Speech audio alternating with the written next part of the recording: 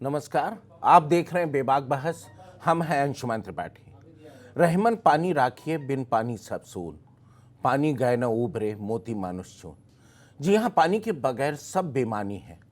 देश का 40% हिस्सा इस साल असामान्य सूखे की चपेट में है। तेलंगाना, आंध्र प्रदेश, कर्नाटक, महाराष्ट्र, गुजरात, राजस्थान से लेकर मध्य प्रदेश, बिहार, झारखंड पर सूखे का भयावह असर नजर आ रहा है।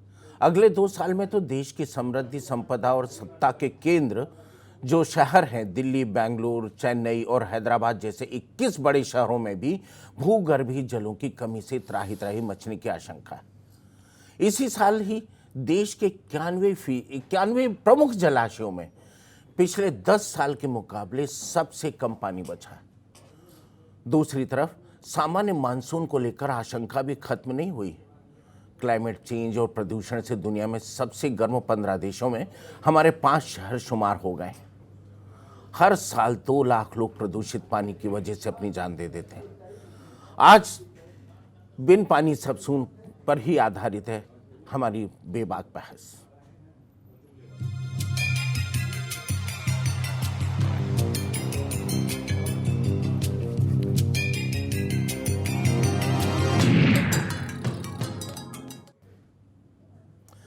अगर आप अपने बच्चे को दी जाने वाली विरासत के बारे में इतना सा भी सोचते हैं और प्यार करते हैं और चाहते हैं कि वो भी इस कुदरत, प्रकृति के सौंदर्य का आनंद लें, तो आपको एक बात बताना बेहद ज़रूरी है। वो ये है कि 2030 तक, बहुत ज़्यादा नहीं, 10 साल के भीतर देश की 40% आबादी पीने के पानी के लिए तरस रही होगी। हम आबादी का आंकड़ा 1.5 अरब पार कर चुके होंगे। हालात किस हद तक बदतर हो चुके हैं कि 10 साल बाद के हिंदुस्तान का ट्रेलर आप आज भी देख सकते हैं। पेश है एक रिपोर्ट।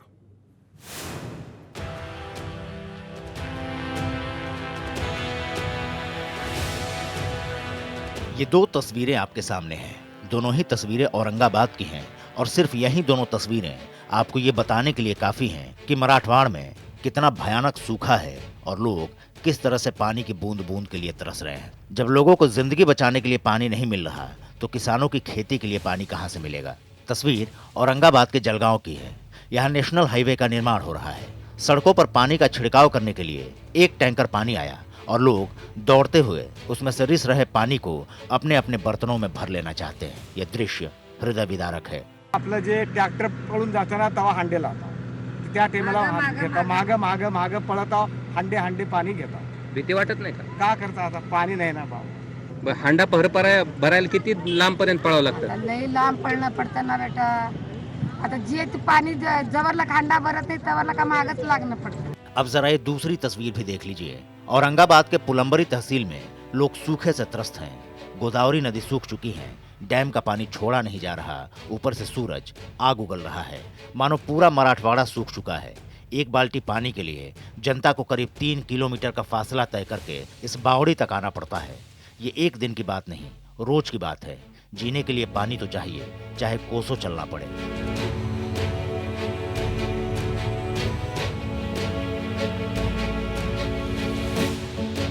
अब जरा इस बावड़ी को भी देख लीजिए। प्यासे लोगों की पुकार को महसूस करने की कोशिश कीजिए। इसके अंदर एक लकड़ी का डंडा है और इस डंडे के सहारे ही यहाँ से पानी भरा जाता था, लेकिन एक दिन ये डंडा टूट गया और कई महिलाएं बावड़ी के अंदर गिर पड़ी। बड़ी मुश्किल से उन्हें बचाया जा सका।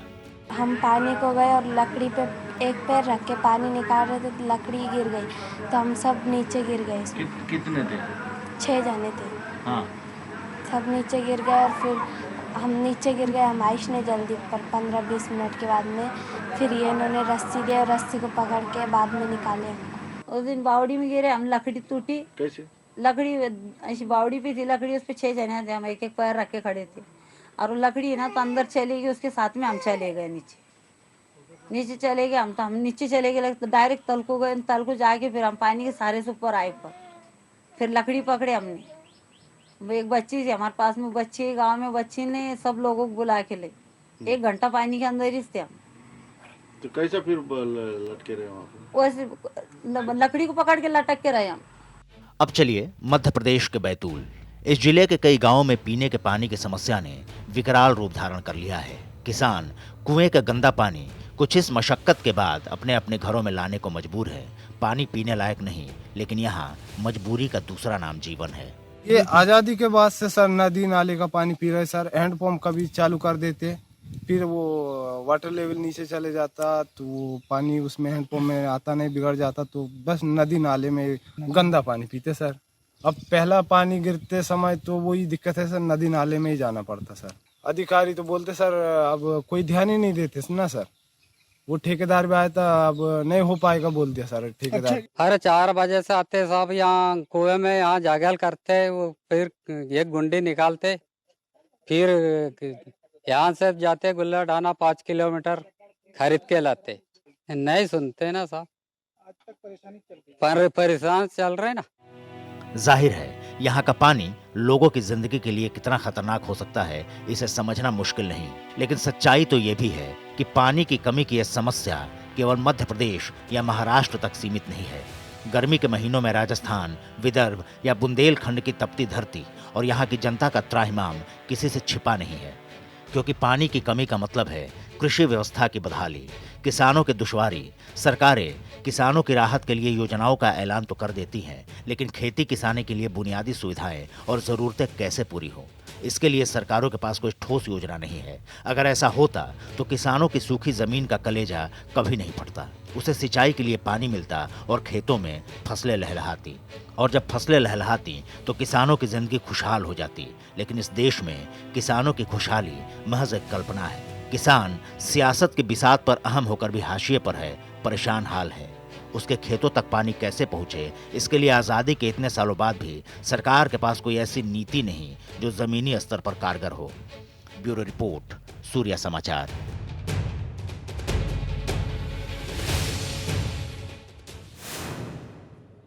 अभी आपने बहुत संवेदनशील आवाज़ में एक मर्मस्पर्शी रिपोर्ट देखी जो आज के पानी के हालात की एक झलकी देती है।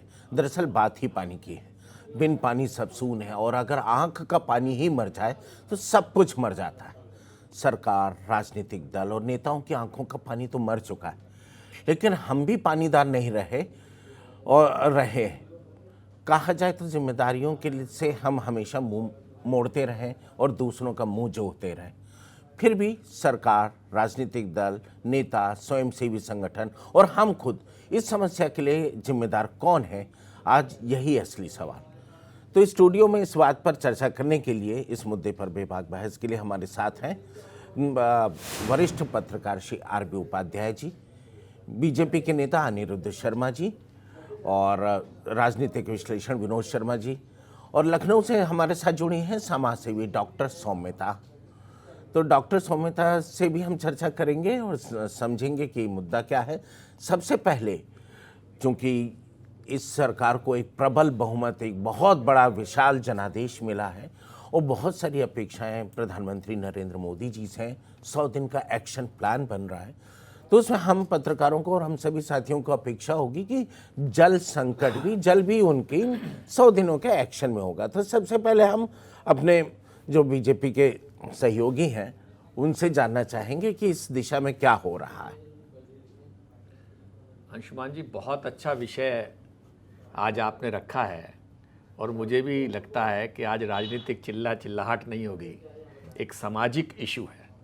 और अभी आपने जो रिपोर्ट दिखाई है, वास्तव में वो हृदय को छूने वाली रिपोर्ट है कि 73 साल लगभग आज़ादी के होने जा रहे हैं और देश में इस प्रकार के पानी का संकट है और कोई पानी का कोई समुचित व्यवस्था हम लोग करने में नाकामयाब हुए।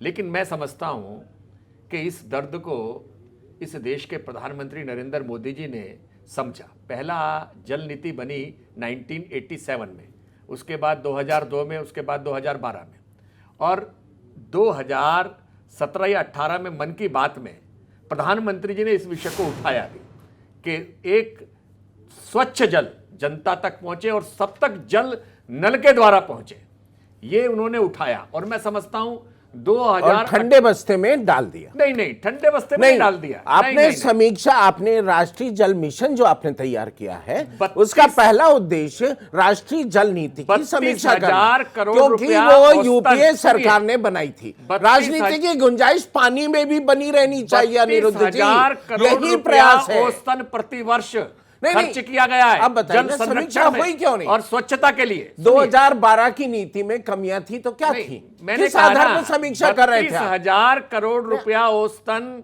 प्रति वर्ष खर्च किया गया है स्वच्छता के वो लिए जैसे खर्च और हुआ है, संरक्षण के लिए। वो जैसे खर्च हुआ उस पर आत्मबोधन नदी का 194 दिन का हमने अनशन में याद प्रयत्न दिलाऊंगा। किया है। नहीं, हमने अनिरुद्ध जी, स्वच्छ भारत अनिरुद्ध जी, अभियान, सुनिए, देखिए, एक मिनट शिवानी, मन मेरी की बात बात से प्लीज। जन की बात को नहीं, ढकने का प्रारंभिक- प्रयास न करें। नहीं, मन की बात से जन की बात को ढकने का प्रयास नहीं, न करें। ढक नहीं रहा हूं मैं, ढक नहीं रहा हूं। हम लोग ईमानदार मैंने हैं, ईमानदारी अनिरुद्ध से जी, बात की हम है। नागरिकों की तरह चर्चा देखिए, कर रहे हैं। पहले जब मोदी जी की सरकार आई, हमने स्वच्छ भारत अभियान लिया। उस स्वच्छ भारत मैं अभियान आपसे में पूछ सुनिए, रहा हूं, राष्ट्रीय स्वच्छ जल भी नीति शामिल कहां है? हमारी स्वच्छ जल राष्ट्रीय भी जल शामिल नीति है। कहां है? और देखिए, 6 साल हो गए, हमारी राष्ट्रीय जल मोदी नीति कहां सरकार है? ने 2019 में शपथ ली और हमारी नए राष्ट्रीय जल नए नीति 6 मंत्रालय का साल हो गठन रहे किया, हैं। जल शक्ति मंत्रालय का गठन किया। नाम हम बदलने से नहीं, क्या नहीं, बदल नाम गया? नहीं है। नीति आयोग और चुनाव देखिए, अब आपके यही भाषा योजना चुनाव से आयोग में पहले क्या बोली हुआ? जा रही थी अनेक पत्रकारों के द्वारा, सब नीति पत्रकारों के द्वारा नहीं। आयोग- 9 करोड़ आप शौचालय तो कहाँ बने? जल 9 नीति करोड़ नहीं बदल शौचालय पाए। कहाँ बने? अरे अनिरुद्ध 9 जी, करोड़ शौचालय बने तो इतना अनिरुद्ध न्यूज जी, जो वोट मिला अनिरुद्ध भारतीय जी, जनता पार्टी आप को इसीलिए बताइए। मिला। नहीं, ना। अब आप उस देखिए, पे प्रश्न चिन्ह लगाएंगे नहीं। तो मैं समझता हूं प्रधानमंत्री जी ने एक विषय लिया है, एक नहीं, मंत्रालय अनिरुद्ध बनाया जी, है और मैं प्रश्न समझता हूं चिन्ह- उनको काम करने देना चाहिए। और प्रश्न उसके बाद चिन्ह- 5 साल के बाद आप उसकी समीक्षा कर सकते हैं। मैं आपको पिछले अधिकार है। 5 साल की बात कर रहा हूं, अगले 5 साल की हाँ, नहीं। तो मैं बता रहा हूं ना क्या पिछले हुआ। 5 साल में जल मैं आंकड़े नीति दे क्यों रहा हूं नहीं बनी? आपको, आंकड़े दे रहा हूं। बताइए देश ना। में जल संरक्षण नहीं। एवं प्रबंधन के लिए जन क्रांति नाम का शब्द आपने बहुत नहीं, अच्छे नहीं, दिए, सुनिए जल आप। क्रांति, जल सुनिए, आग्रह 1001 है। जल ग्राम चयन किए गए हैं, तय हुए हैं 674 जिलों में। प्रत्येक में जल की कमी वाले, देखिए 674 जिले हैं, उनमें से 2 गांवों के बीच में जो जल की कमी है उनका चयन हुआ है और वहां काम हो रहा है। ऐसा नहीं है, काम दिखेगा ना। जो लोग प्रश्न उठाते थे क्या नाम टॉयलेट पर, उनको जवाब मिला। और जो ये प्रश्न उठा रहे हैं, क्योंकि काम शुरू हो चुका है इस पर, ये हमने काम किया। योजना के बिना इसकी नीति शुरुआत के सुनिए। काम शुरू हो गया। नहीं। आश्चर्य है, आप तो बहुत प्रॉम्प्ट है। नहीं, ये काम शुरू हो सक्रियता गया। तो काम नहीं, ये 1001 जल ग्राम तय किए गए आपने हैं। 2 बार तो मंत्री पंचायतों बदल को- दिया।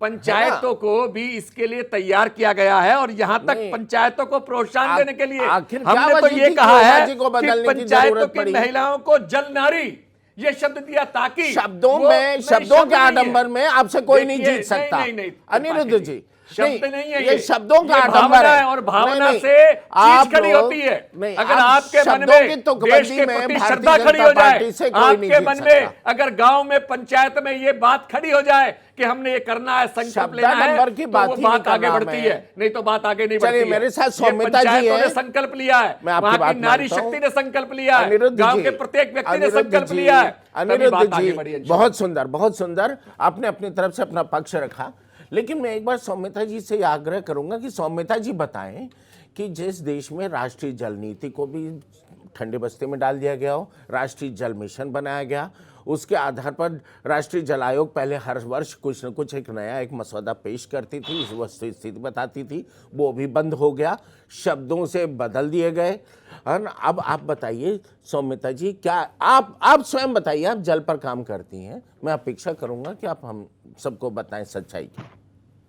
देखिए, एक बात जो बहुत जरूरी मैं यहाँ कहना चाहूंगी। सबसे पहली बात, हमारे हिंदुस्तान में जो पॉलिसीज बनती हैं वो प्रिवेंशन की जगह क्योर पे काम करती हैं। हम जितना वाटर सप्लाई के लिए ये सारी पॉलिसीज बनाते हैं, इतना जल संस्थान हमने बना रखे हैं, मुझे लगता है उससे भी ज्यादा जरूरी बढ़ के ये है कि जो जल जो ऑलरेडी सप्लाइड है, जो इस्तेमाल कर रहे हैं, उसका भी हमें प्रॉपर चैनलाइजेशन करना चाहिए। तो जो हमारी नीतियां हैं वो इस तरह स्ट्रैटेजाइज होनी चाहिए कि जो जल ऑलरेडी अवेलेबल है, जो एक्सेसिबल है, जिसे इस्तेमाल कर रहे हैं लोग, आप मानेंगे नहीं, बल्कि आंकड़े ये कहते हैं कि 2 लाख लोग हिंदुस्तान में रोजाना मरते हैं क्योंकि उनको साफ पानी का एक्सेस नहीं है। तो आप समझ सकते हैं कि कितना बड़ा आंकड़ा है और ये समस्या कितनी विकट है। तो मेरा मतलब ये है कि आप जितना सप्लाई की तरफ नीतियां, जो भी सरकार नीतियां बनाती है सप्लाई की तरफ, बल्कि जो ऐसे बहुत सारे लोग हैं, आप देखेंगे जो स्लम्स हैं उनमें पानी मिलता ही नहीं है, औरतें कई किलोमीटर चल के जाती हैं पानी भरने, और जिनके यहाँ सबमर्सिबल लगे हुए हैं वो पानी का इस तरह इस्तेमाल कर रहे हैं कि वो उसको इस्तेमाल से ज्यादा उसका वेस्टेज कर रहे हैं। तो मुझे लगता है कि ऐसी नीतियां होनी चाहिए जो इस लेवल पे ये मॉनिटरिंग करे कि जो पानी सप्लाई हो रहा है वो यूज हो, वेस्ट ना हो। और मुझे लगता है कि इसका एक प्रॉपर वो जैसे हम बिजली के लिए और इन सारी चीजों के लिए जी आप सौम्यता जी आप बिल्कुल ठीक बता रही हैं। आप एक कदम थोड़ा आगे बढ़ गई, उन मुद्दों पर हम अभी आगे आएंगे।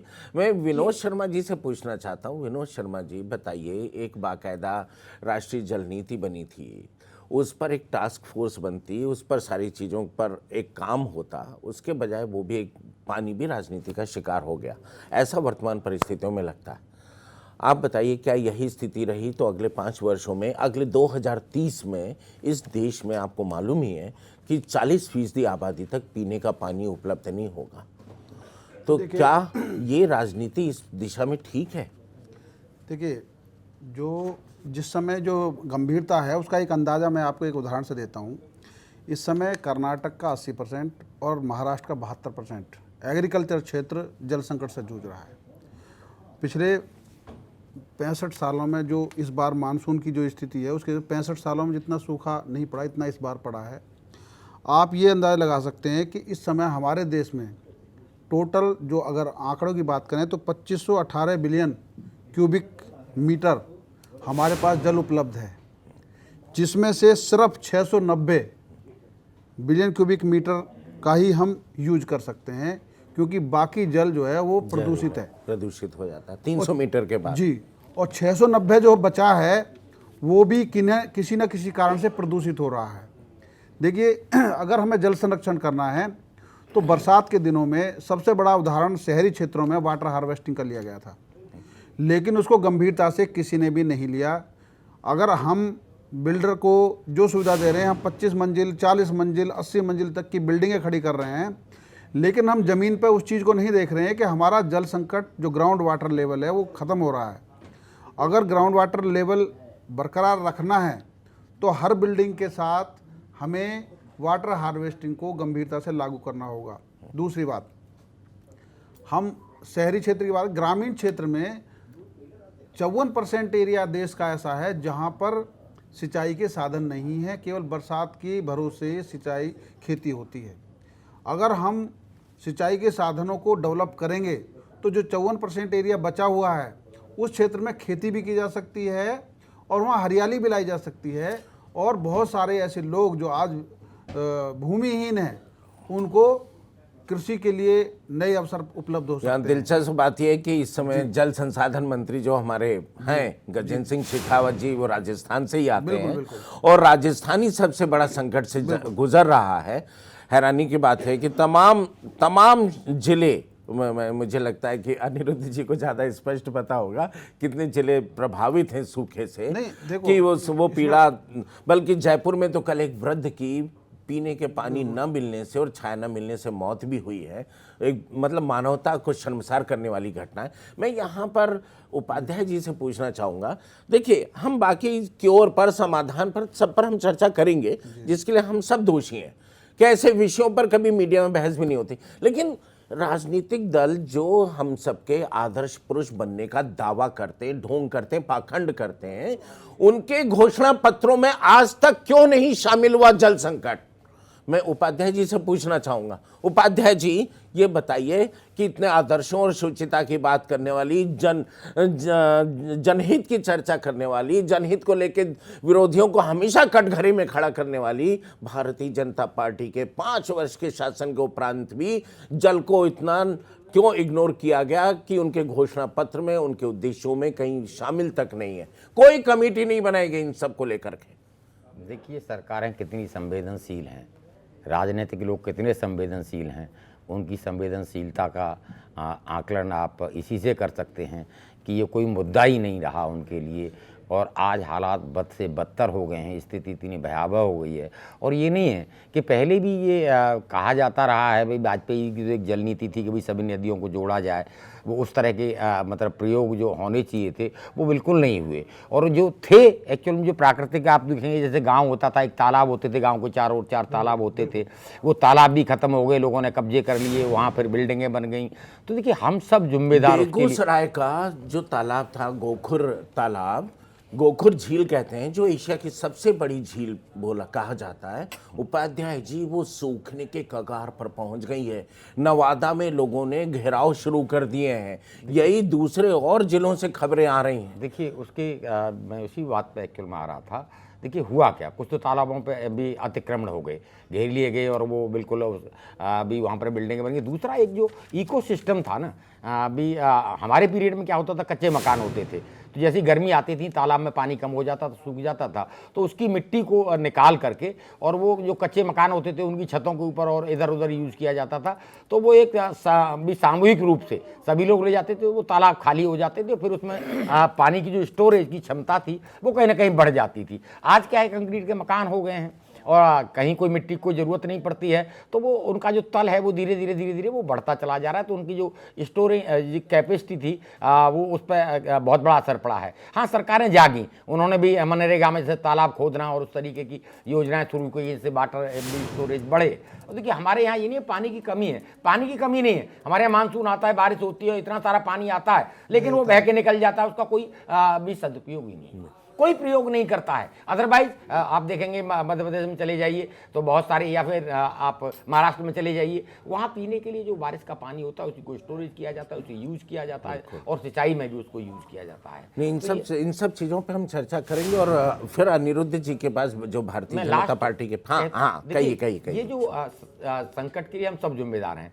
औद्योगिकरण हुआ, लेकिन जो कचरा था उस पर बैन लगा दिया कि अपना प्रोसेसिंग प्लांट लगाए, उन्होंने लगाया नहीं, उन्होंने जमीन के अंदर ही पानी डाल दिया, एक बोरवेल किया और जो जितना भी वेस्ट था, तो वो जो अंदर का पानी था, जमीन का जो ग्राउंड वाटर था, वो पॉल्यूटेड हुआ है। और वो इंडस्ट्रियलाइजेशन की और सरकारी नीतियों का कारण ही कहीं ना कहीं हुआ है कि सरकार ने कभी ध्यान नहीं दिया कि भी जो इंडस्ट्रियल वेस्ट है इसको किस तरीके से रिप्रोड्यूस किया जाए या किस तरह रिसाइकिल किया जाए, वहाँ ध्यान नहीं। और अंग्रेजों ने, देखिए उनके ज़माने की जो नहरें थी आज भी काम कर रही हैं। हमारे यहाँ नहरों के लिए हुआ, एक उदाहरण मैं दे दूँ यहीं NCR का, तो एक नहर नई निकाली गई अभी 8-10 साल पहले, और वहाँ शहरीकरण हो चुका है जहाँ जहाँ उनका पानी जाना था और कोई उसका यूटिलाइजेशन नहीं है। तो पहले जो पॉलिसी बनती थी बड़ा सोच समझ के और आगे 100 साल का प्लान होता था उसका। अब ऐसी कोई नीति नहीं है उस तरह की, बस राजनीतिकों का एक हो गया है कि भी किसी भी तरह से की योजना बनानी है, उसके लिए पैसा आवंटित करना है और उसमें से इतने % एक्चुअल मेरी जेब में आ जाएगा, इतने % एक्चुअल में जमीन पर लगेगा।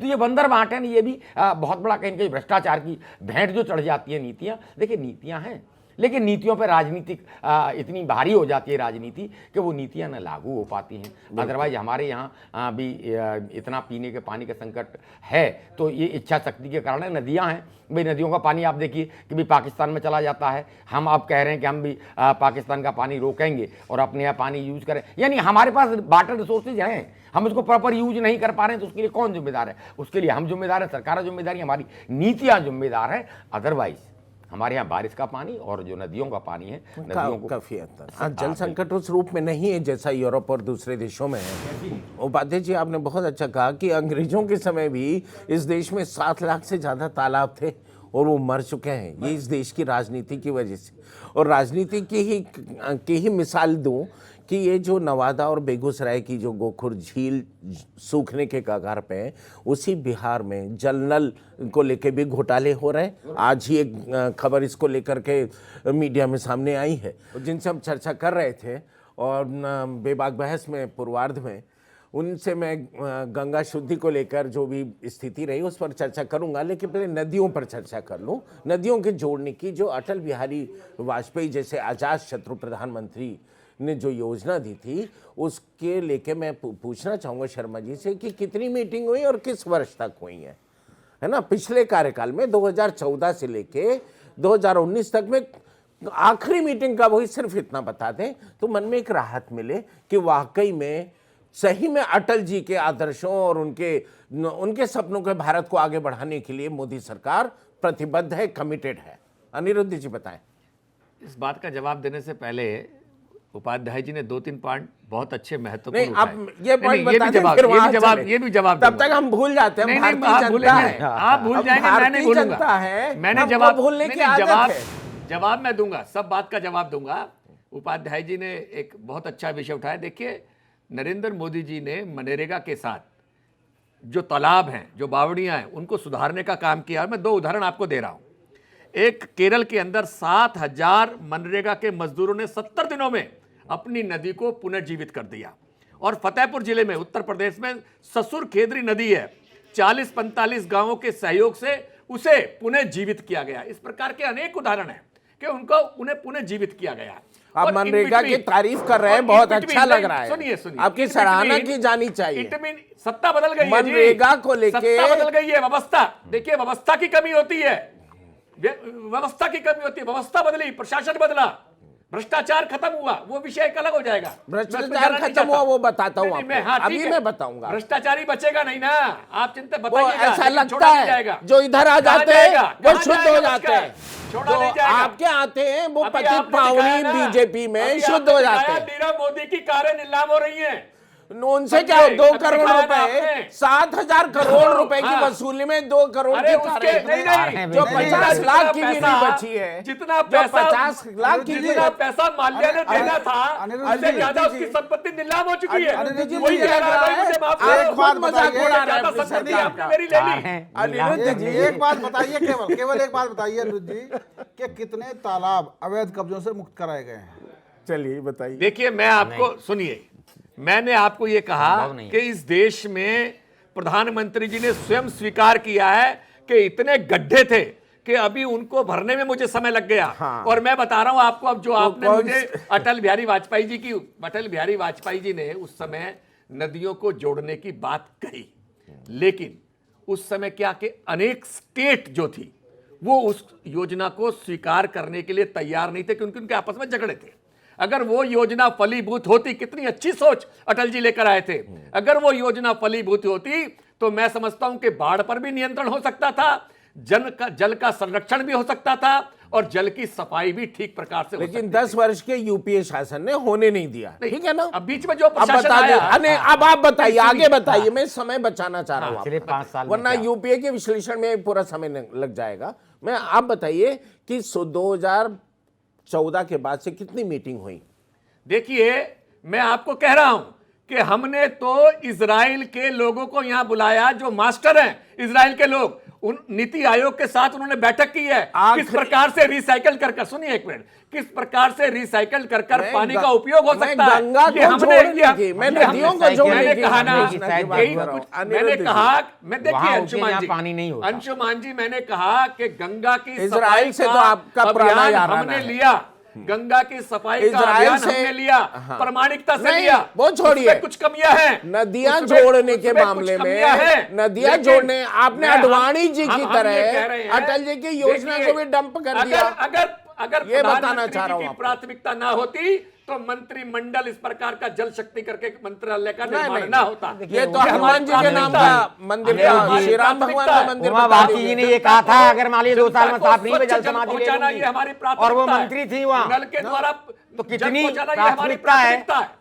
देखिए, उपाध्याय जी बता रहे हैं कुछ प्राथमिकता बात। देखिए, तय कर देने से प्राथमिकताएं तय नहीं हो जाती। उमा भारती जी ने कहा था कि अगर गंगा साफ नहीं कर पाई तो मैं जल समाधि ले लूंगी, वो मंत्रालय से ही हटा दी गई। और कितनी गंगा साफ हुई, जितना पैसा भाई चाहे यूपीए रहा हो चाहे एनडीए रहा हो, इन राजनीतिक लोगों ने खर्च किया है गंगा के ऊपर। सर, 5 उतने साल एक में नई नदी, उपाध्याय एक नई नदी 5,000 करोड़ से ज्यादा पैसा 5 साल में अलॉट हुआ है, जिसमें 3,700 करोड़ से ज्यादा खर्च भी हो गया। त्रिपाठी और जी, गंगामल में आप भ्रष्टाचारी की बात करते हैं, इतना पैसा खर्च हो गया और 4,465 गांव के खुले सोच से बचाया है। अरे खुला सोच भी कहां से आ गया? 10,83,688 आप विषय में परिवारों में शौचालय, जो ये प्रैक्टिकल नहीं है। अगर अगर हमने प्रैक्टिकल ना किया होता, ये नहीं कहता था हमने गंगा साफ कर दी, हमने बहुत साफ किया है, हमको और क्यों चुनती? 80% साफ कर दिया। आप भी कह रहे हैं कि भी हमने साफ कर त्रिपाठी दी, जी, फिर भी अगर- क्या प्रॉब्लम है कि साफ नहीं हुई गंगा? उपाध्याय जी, अगर ये यूपीए प्रैक्टिकल बहुत ना कहता होता है,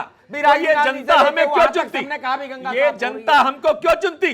नहीं, ये नहीं। जनता हमको क्यों चुनती? और सुनिए, हमें उससे 145 घाटों और 53 शमशान घरों का निर्माण हरिद्वार, गढ़मुक्तेश्वर, अब आप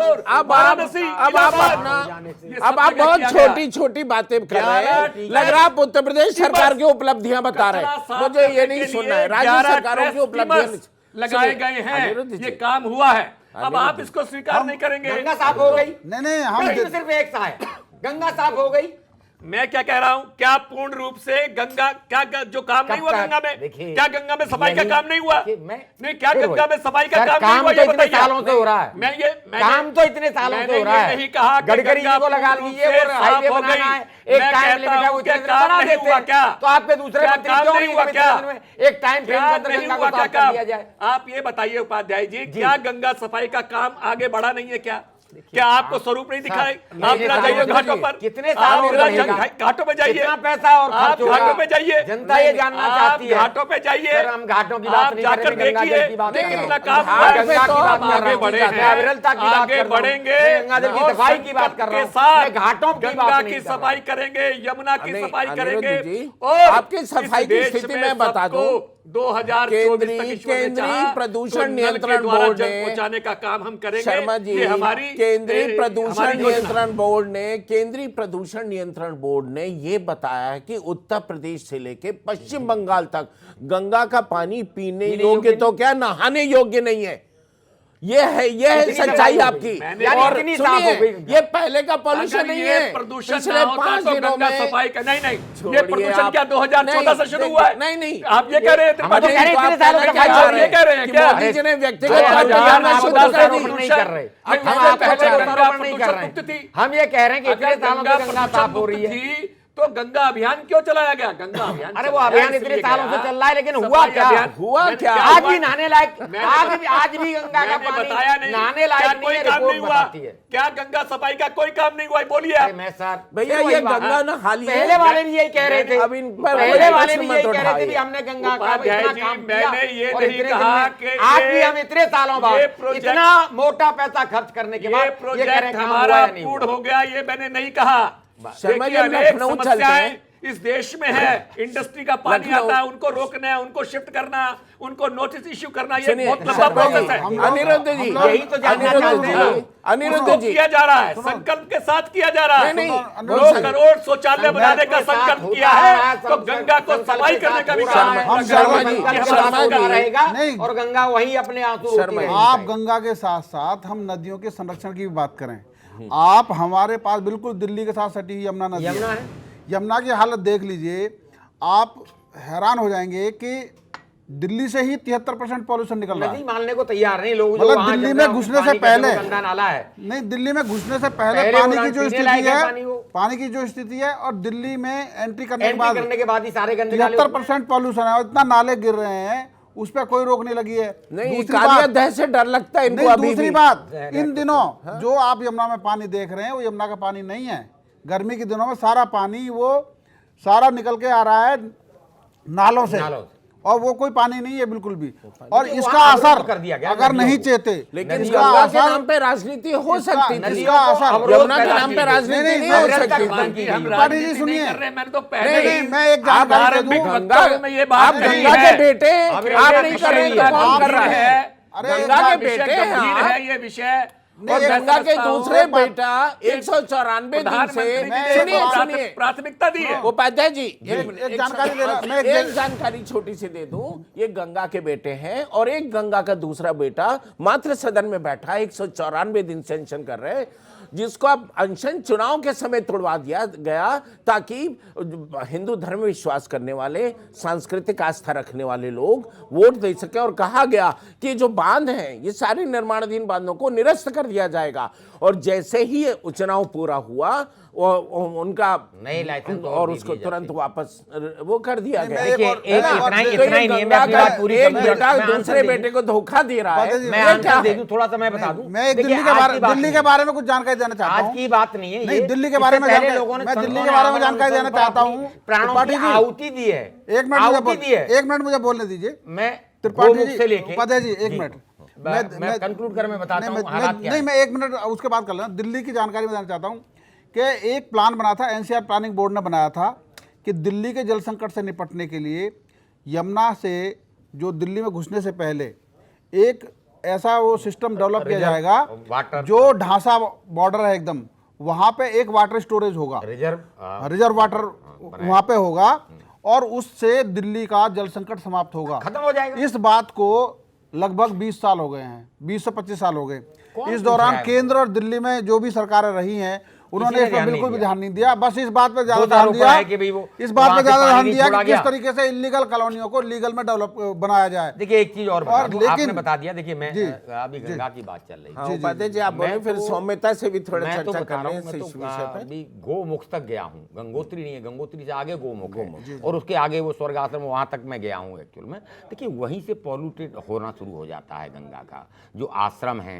आप चलिए गंगोत्री में चले जाइए, जितने भी होटल हैं, रेस्टोरेंट हैं, वो सब एक्चुअल में अपना जो सीवेज वेस्ट है वो सब भी गंगा में डाल रहे हैं। तो बिल्कुल जहाँ एक कहते हैं उद्गम स्थल है, वहीं से अगर वो चीज़ें शुरू हो रही हैं तो आप कहाँ तक पीछे कह रहे हैं कि सीवेज ट्रीटमेंट प्लान लगा दिया, ये लगा दिया, कुछ नहीं है। बंदर बांट जरूर होता रहा, चाहे वो यूपी रहा, चाहे वो एनडीए रहा, और अपनी अपनी इच्छा शक्ति किसी की ये नहीं रही कि निर्मल गंगा और अविरल गंगा। देखिए अविरलता में वहाँ बांधों के इतने, आप चले जाइए हर 5-10 किलोमीटर बाद एक हाइड्रो प्रोजेक्ट एक्चुअल में किसी भी पूंजीपति को पैसा लिया और उसको लाइसेंस दे दिया गया, उसने गंगा को रोका, और गंगा के जो उत्तराखंड तक में हो रहा है, हर जगह वहां पहाड़ों में बता रहा हूं, पहाड़ों में ये हालत है, तो वहीं से आप उसको छेड़ रहे हैं। और देखिए प्रकृति के साथ जब जब छेड़खानी होगी, छेड़छाड़ होगी, और आप तो कह रहे थे कि भी उनसे अनशन तोड़वा दिया गया, इससे पहले अनशन के दौरान ही भी प्राणों की आहुति भी दी गई है ऋषिकेश में और हरिद्वार। जीडी अग्रवाल साहब को इन्होंने नहीं बख्शा, मैं वही बता रहा हूं, प्राणों की आहुति तक दिए में नाम नहीं, और भी लोगों ने।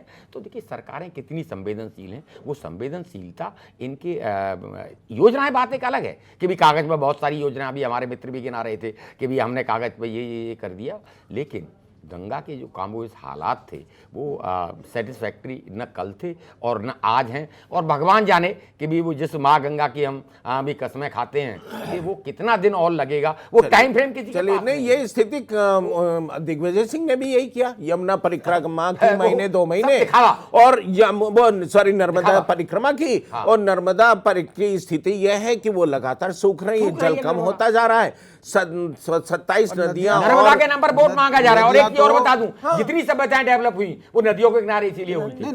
नदियों के किनारे बड़े बड़े शहर बसे, उसके पीछे रीजन भी यही था कि वहां पीने का पानी प्रचुर मात्रा में उपलब्ध था, जिससे कि वहां पर सभ्यता। चलिए हम सौम्यता से पूछते हैं, सौम्यता उनको खत्म कर दिया गया। सौम्यता समाज सेवी संगठनों से जुड़ी है, मैं जानना चाहूंगा कि समाज सेवी संगठन तो वाटर पोर्टल और तमाम देशी विदेशी फंड लेकर के काम करते रहे, क्या क्या क्या उनका रोल रहा है, क्या भूमिका रही है, क्या उनकी अपेक्षाएं सरकार से, थोड़ा उनकी भी मनोभावना को व्यक्त करें डॉक्टर सौम्यता जी।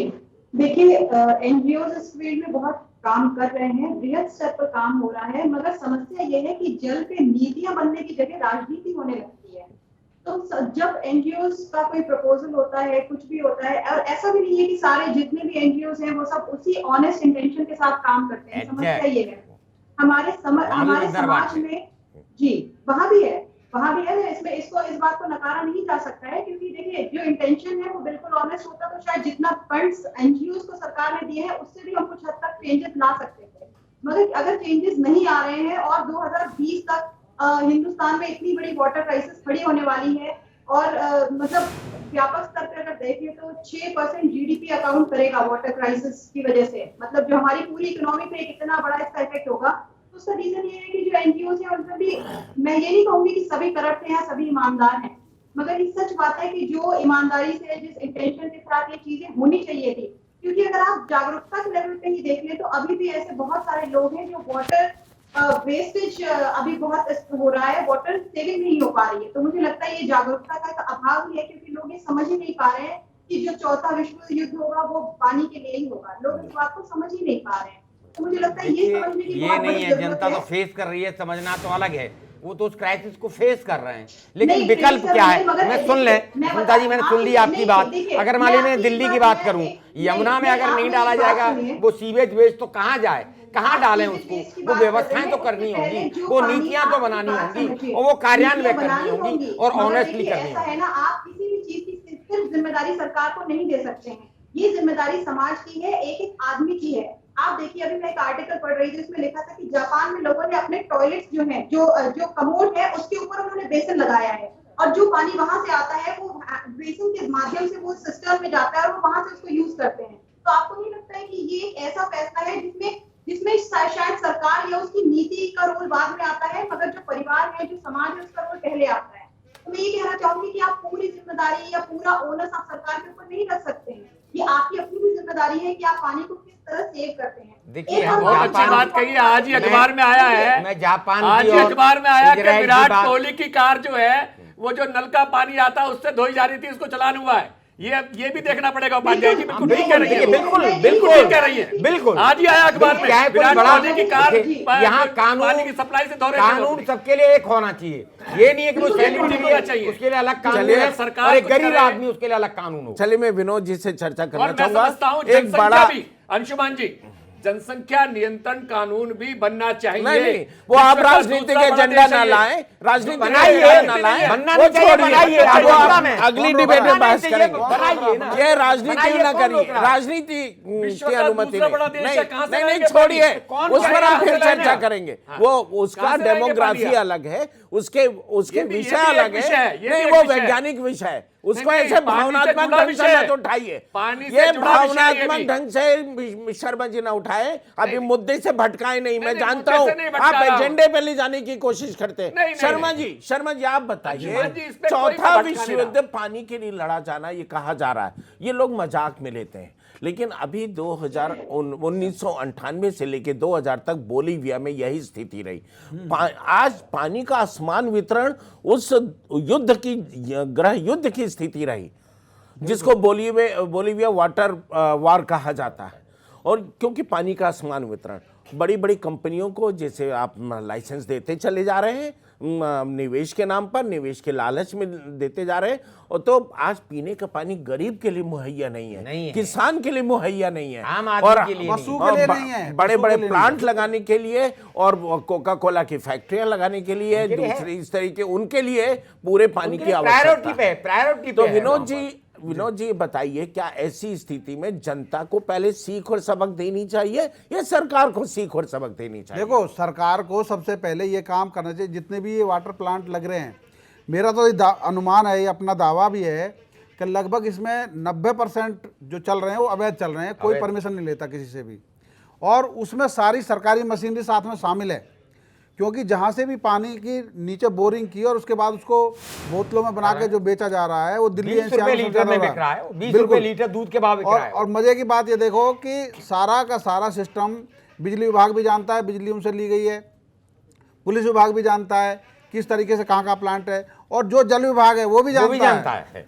और उसकी बिल्कुल, अब आप अंदाजा लगा सकते हैं कि दिल्ली में मीठापुर वगैरह जो एरिया है, यहाँ पे हालत मैंने खुद देखी है कि लोग सीवर का पानी टैंकर में भर के बाद में आगरा नहर में डालते हैं। कितनी गंभीर बात है।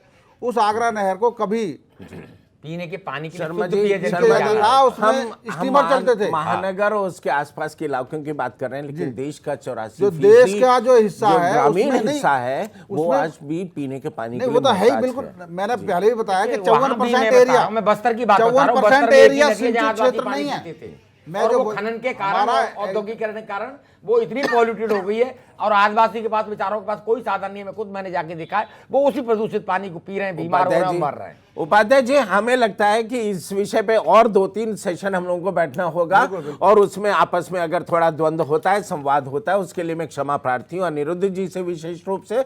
लेकिन मुझे आज एक रिपोर्ट पढ़ रहा था, जरूर कहना चाहूंगा अंशुमान जी। देखिए, अगर संकल्प हो, प्रधानमंत्री नरेंद्र मोदी जी ने गुजरात में सवनी परियोजना से सौराष्ट्र में जहां कल्पना नहीं की जा सकती वहां पानी पहुंचाया है, और ये संकल्प है इनका है, और इस सरकार का संकल्प है कि सब तक घर तक स्वच्छ पानी पहुंचाएगी। वो कहानी ठीक है, मैं आपकी बात से सहमत हूं अनिरुद्ध जी। हम आशा भी यही करते हैं प्रधानमंत्री मोदी जननायक के रूप में अपने को साबित करके कम से कम इस टर्म में दिखाएंगे, इस कार्यकाल में। लेकिन मैं गांव के तालाब की बात उपाध्याय जी ने बहुत मन से कही थी। मैं एक छोटी सी कथा मैंने आज रिपोर्ट में पढ़ी, एक रिपोर्टर के जागरण के, तो मैं उसकी 4 लाइनें सुनाता हूँ, बहुत भावुक करने वाली है। बचपन में गांव का वो तालाब, बारिश आती तो पिता हल उठाकर खेतों को चल देते। रास्ते में पड़ने वाला तालाब लबालब भरा होता था। पिता वहीं कागज की कश्तियां चलाना सिखाते थे। कुछ तो दूर तक चलती, कुछ पलट जाती। अब समझ में आता है कि वो सिर्फ कश्तियां नहीं थी, वो जीवन का संतुलन था जो पिता ने कितने आसान तरीके से सिखा दिया था। तालाब और बारिश, इन्हीं दोनों के सहारे खेती का अच्छा काम चल रहा था। पर माँ के कहने पर मुझे शहर में मामा के यहाँ पढ़ने को भेज दिया गया। 15 साल बाद मैं आज घर लौट रहा था। बापू को टीबी जो ले गई थी। घर आकर सारे संस्कार किए। 3-4 दिन बाद तालाब पर गया। ये क्या, तालाब कहाँ गया? तालाब सूख चुका था। बड़े बूढ़ों ने बताया 5 साल से सूखा झेल रहा है गांव। तालाब कब तक बचता? न तालाब बचा न खेत बचे। अब मुझे एहसास हुआ टीवी का तो सिर्फ नाम था, वो सूखा ही था जो पिता और मेरे बचपन के तालाब को मुझसे छीन कर ले गया था। तो आने वाली पीढ़ियों की आंखों में पानी पोंछने की नौबत ना आए, इससे बेहतर है कि पहले ही हम चेत जाए। आज विभाग बहस में इतना ही। इजाज़त दीजिए अंशुमान त्रिपाठी और मेरे सारे साथियों को। तब तक के लिए नमस्कार।